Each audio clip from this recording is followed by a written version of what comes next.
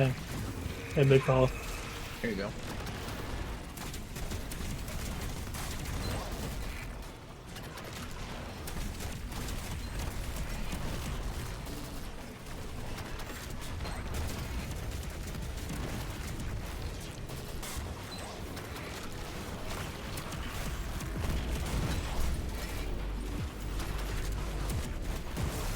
Yes, sir. First try. With all the talk going on about Chill Inhibitor and Bittersweet this episode as top GLs to farm for, I think a lot of people have forgotten about the other GL introduced this episode that is arguably just as good as Bittersweet and can be a top option for grenade launcher DPS in the game. That weapon's name is Wicked Sister. This reissued weapon instantly became the best Strand GL in the game. Sorry, Cataphract, you're going in the vault to collect dust. So that begged the question, what would be a good way to utilize this weapon for a damage rotation? Specifically, I was looking to take advantage of a Strand setup, and then it hit me. Euphan is a match made in heaven with any Strand-based setup. For those unaware, Euphan is a Strand 3-burst linear in the kinetic slot that increases its damage output based on the amount of spindle stacks which grow when hitting enemies with threadlings. This weapon itself also generates threadlings when hitting enemies as well. And since we're opting to combo Euphan with Wicked Sister, the clear option, character-wise, was going to be Warlock, as they are far and away the best class to utilize threadlings, in my opinion. Lastly, we have to make an exotic choice for the armor, and this one also became a no-brainer. Recently, Bungie buffed Sanguine Alchemy, an exotic chest piece, which increases your weapon damage based on the super you are using. Essentially, you get an X4 weapon surge to whatever super you have equipped. Keynote here, Sanguine only cares what you currently have equipped as a super and not what you may have started with. So hypothetically, if you wanted to start with Well of Radiance, pop it, then immediately switch to Strand, you would then get a X4 weapon surge on Strand for damage. Another good tip here would be, since you're using Sanguine Alchemy, you technically could put different surges on your boots in this weapon setup. So hypothetically, let's say you wanted to use Wicked Sister, but then a different energy type weapon to go with it, right? Let's say you wanted to use Supremacy, hypothetically. You could put 3x kinetic weapon surge on your boots to buff Supremacy, because Sanguine Alchemy itself will be giving you that 4x weapon surge for Strand. So you would have two different surges going on for a damage phase. But we ain't here for Supremacy, we're here for Strand, so let's get into the kit. So starting off, obviously our super is Needlestorm, but a quick reminder, remember that Needlestorm will make threadlings on whatever target you hit. So when you fire it at a boss, that is making threadlings for your Euphan, which will increase its damage. Going forward, nothing crazy in our abilities. We have Healing Rift, it's pretty standard. Burst Glide or whatever jump you want to use. Arcane Needle for melee. And lastly, of course, we have Threadling Grenade, again, to buff up Euphan's damage. For the aspects on this build, they're not particularly too important. You can go with whatever you'd like, although I will mention that Weaver's Call will help you also make Threadlings when you activate your Rift, although this obviously would only matter if you're close to a boss, so the Threadlings can actually make it to the boss. For my fragments, I settled on these four from left to right, starting with Thread of Evolution. Threadlings travel farther and deal additional damage. That is big for this build. Next is Thread of Generation. Dealing damage generates grenade energy. So initially, unless you're using an Apotheosis setup, you would throw your grenade during a damage phase and then just keep hitting the boss with your weapons, and thanks to this, you will generate a second grenade in that damage phase to, again, throw at a boss. And for really long damage phases, like let's say the Witness, you could probably generate a third grenade by just using this and shooting your weapons.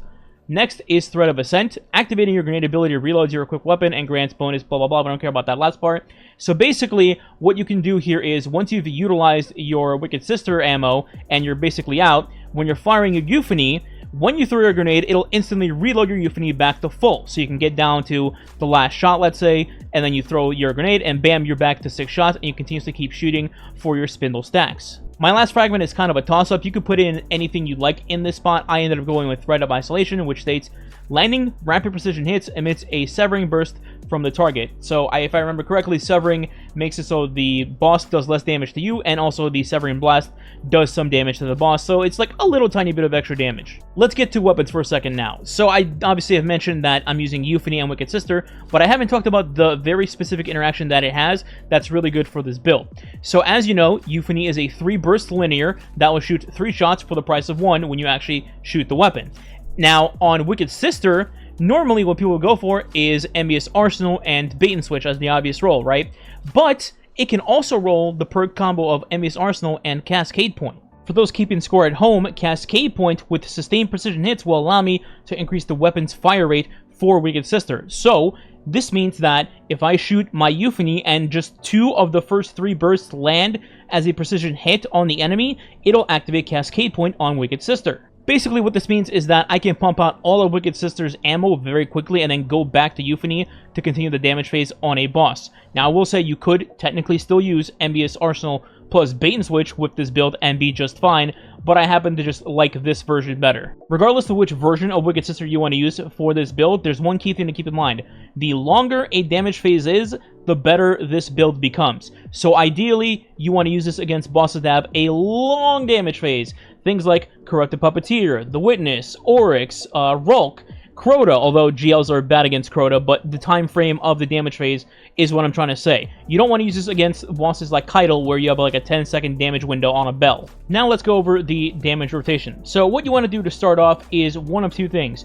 You can either just stay on the standard Sanguine setup and just pop your super and your grenade and your melee and start going in with your weapons, or you can try to the pro strat, if you will, of having Apotheosis Veil on first, throwing your grenade and your super, then Apotheosis activates, you throw a second grenade, and then you switch to Sanguine and continue on from there. You can do either one. It doesn't have to be one or the other. Whatever you're comfortable with is fine, and you just keep going. Once the initial threadlings land, that's when you start going in with your weapons. First, you go with Euphany, take a shot in, have the threadlings register for the spindle stacks, switch to your second weapon, which should be literally anything with a fast fire rate. It doesn't matter what it is, just so you can shoot it fast. And then finally, you go to Wicked Sister, which should have Cascade Point procced because of Euphany. You shoot all of your ammo, and then go back to your other 2 weapons, rinse and repeat. At some point in the damage phase, thanks to all your damage, you will get another grenade back. As soon as you do, you should throw it in and have Euphany out as it's doing damage to register for the spindle stacks. Otherwise, if you have a different weapon out when the threadlings land, it actually will not count the spindle stacks. That's kind of lame, but it is what it is. Lastly, let's go over the mods. For artifact mods, there's really only 2 that make any sort of difference. One would be kinetic impacts. Since you're using a grenade launcher, in this case Wicked Sister, you could do some bonus damage with that. And then the other one, of course, is going to be concussive reload.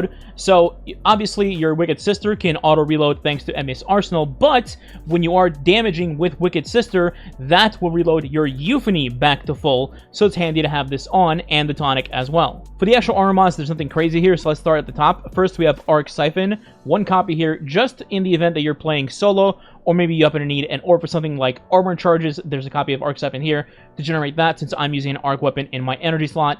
But if you want, you can replace this with, like, Heavy Ammo Finder. The other 2 mods are going to be Powerful Friends and Radiant Light. This is specifically during damage phases with a fire team, where I throw my super, which will then instantly give them an armor charge, and also if I collect any orbs from, like, a well, this will also give people an armor charge, just to ensure that they have surges going for the damage phase. For gloves and chests, it's all pretty self-explanatory. Harmonic Dexterity, Strand Dexterity, Strand Loader, Arc Resist, Void Resist, and then 1 copy of Strand Reserves to increase the ammo of Wicked Sister. It's all pretty straightforward. Now, in our boots, I have 3 copies of Strand Weapon Surge. Like I mentioned earlier in the video, if you're using something else instead of Euphany, then you can pump 2 different surges thanks to having Sanguine up and then surges from your boots up. So, like again, Supremacy and Wicked Sister, 2 for 1, right? For me, personally, if I'm in a long damage phase to the point where Sanguine might run out of its buff, then I have these surges on here just as a backup to pump up my Euphany and Wicked Sister if that situation happens to happen. A good example of this is the Corrupted Puppeteer. That damage phase is like 90 seconds to 2 minutes long, and obviously Sanguine is only 30 seconds, so in that particular situation, having Strand Weapon Surge on my boots is actually helpful. And then moving on to class item as our last slot, we have 2 copies of Bomber. Reduce your grenade cooldown when using your class ability. You can take advantage of that to get your Threadling grenade back. And then lastly, Time Dilation to increase our timer on our armor charges so they don't run out during a damage phase. And that is the build in its entirety. I think I covered pretty much everything, but if you happen to still have a question, feel free to ask in the comments. In the meantime, I will have the dim link for this build down in the description below in case you want to try it out on your own.